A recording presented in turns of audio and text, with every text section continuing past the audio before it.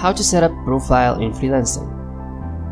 As discussed in the previous courses of this series, anyone who wants to learn how to become a freelancer and do freelance work online has to build a very strong profile. In the absence of job history, this is your spreadhead in job hunting. For this reason, your profile should be as complete and as detailed as possible.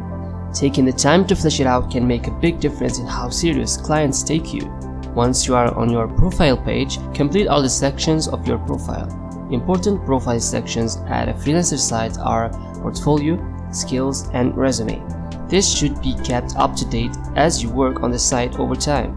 Also, try to take as many exams as possible if you want to rapidly improve your level and get more better paying freelance projects. Another important element here is your profile picture. Stick to clean, professional looking headshots with good lighting. Pick a photo where your expressions are relaxed, happy, and natural.